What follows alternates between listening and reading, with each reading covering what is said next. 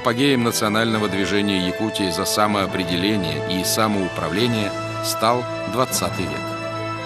Первым крупным событием стало в 1905 году выступление общественно-политической организации «Союз якутов» под руководством Василия Никифорова Кюлюминура, требовавших установления гражданских и экономических прав коренных жителей Якутской области. В 1917 году политическая борьба в России завершилась Октябрьской революцией.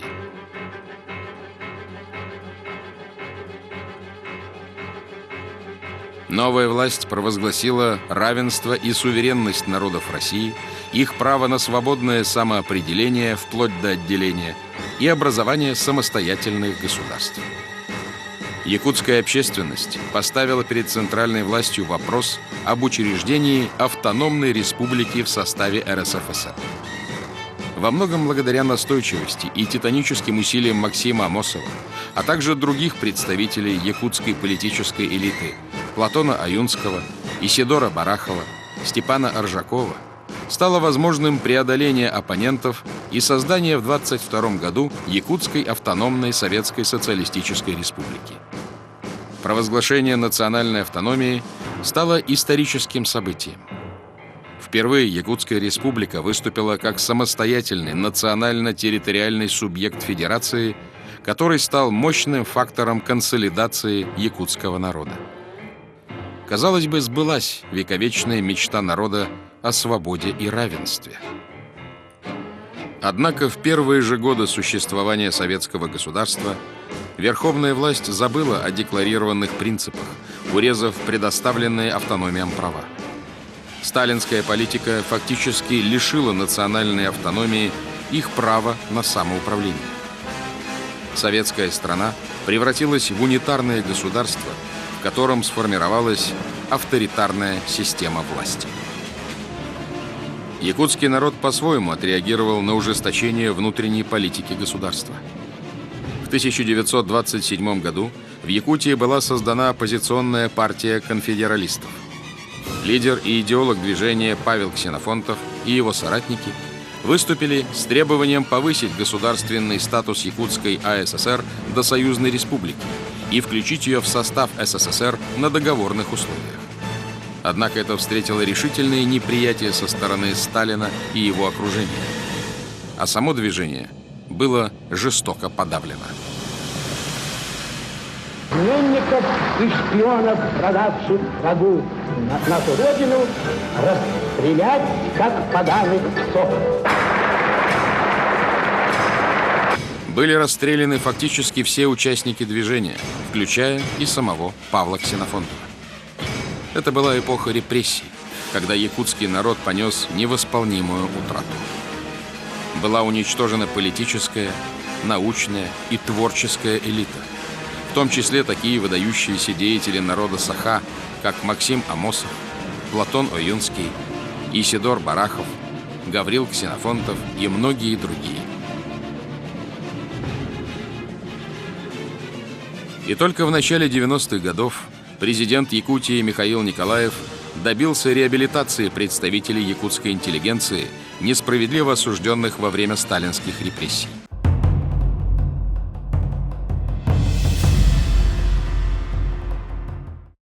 Увидела свет книга Ираиды Симоновны Клеориной «Личный фонд, который поступил и хранится в нашем Национальном архиве Республики Саха-Якутия».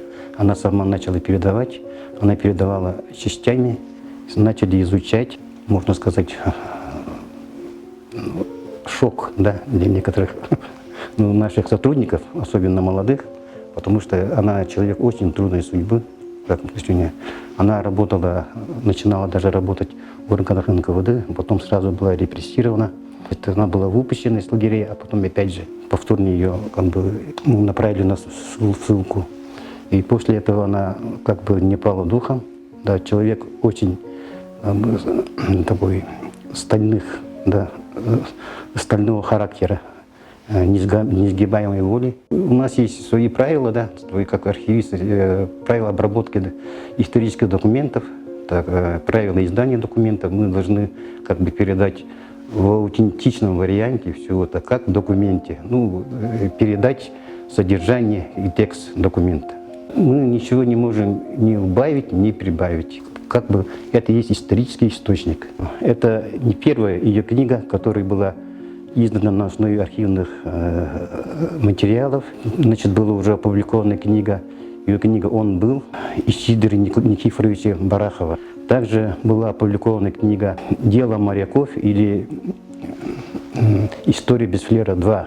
Печальные события 1936-1938 годов, когда большая часть наших государственных деятелей, часть национальной интеллигенции Якутии была репрессирована. Она, как Ираида Самонова, как выступает как бы с точки зрения правозащитника. Ну, в ее трудовой биографии эта деятельность занимает большое место. Она, можно сказать, человек многогранный. Она не только там писатель, журналист, сценарист, драматург, стихи писала, то есть поэзия тоже занимает ее творчество. Поэтому вот поражаешься, да, ее, как бы сказать, личный фон ее, да, у нас хранится, там хранятся все ее как творческие материалы, это сценарии, пьесы, рассказы, очерки, статьи, переписка, да, вот эпистолярный жанр тоже очень много времени. Она очень долго переписывалась с якутскими писателями, якутскими учеными, историками. Это тоже представляет очень такую большую ценность. И, конечно, здесь отражает ее многогранная личность.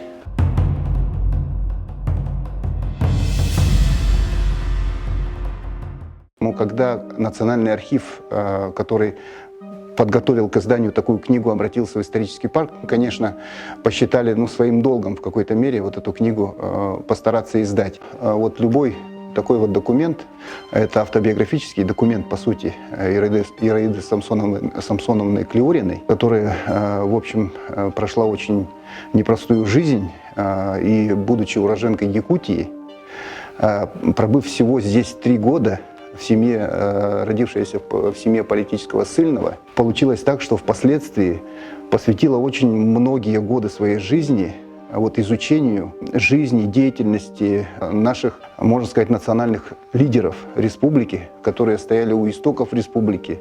Это наша интеллигенция, которая, собственно, как многие знают, претерпели очень тяжелые лишения за свои убеждения. И сама Ираида Самсоновна была подвергнута репрессиям 2 раза и провела в лагерях около 15 лет.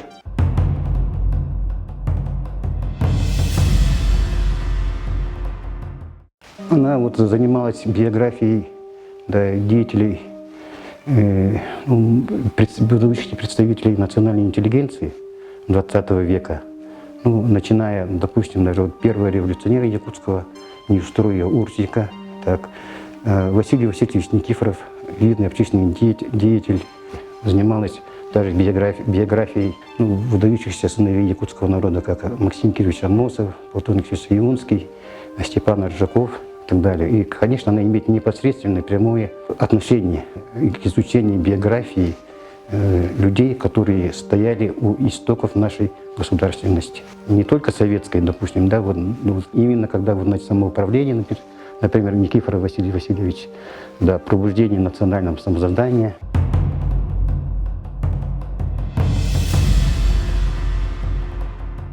Ираида Самоновна Клеорина, она прожила достаточно длинную, богатую различными событиями жизнь. Вот. Она сама является уроженкой города Якутска, нашей землячкой. Вот. Правда, уехала, ее вывезли отсюда вот, родители в 2-летнем возрасте.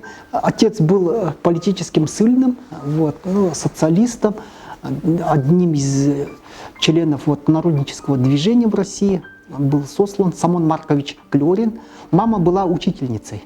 Мама ее Малькова, она приехала вместе с папой. Папа вот был сослан. Вот. Ну, такой образ жен декабристов, он прочно сидел вот в менталитете русской интеллигенции. Шли вслед за мужьями в глухую якутскую тайгу. продолжила в Якутии работать вот, в Кресхальджайской школе. В частности, она преподавала для детей, вот, уроки давала. Когда она вместе с родителями уехала на пароходе из Якутска, отплыла, вот, и здесь она описывает, как впервые увидела на том же самом пароходе Василия Васильевича Никифорова. Это известный общественно-политический деятель Якутии, это первый писатель Якутии, драматург, журналист, публицист. Я тут хочу добавить, что в своей московской однокомнатной квартире она всю жизнь, вот, когда занималась вот, вопросами реабилитации Василия Васильевича Никифорова, Кюльмнера, она впервые этот вопрос выдвинула еще в 1965 году, неоднократно обращалась с заявлениями в прокуратуру, Верховный суд Советского Союза с тем, чтобы реабилитировать ее. Всяческий раз она получала отказ. Только в 1992 году вот, Василий Васильевич Никифоров был окончательно реабилитирован.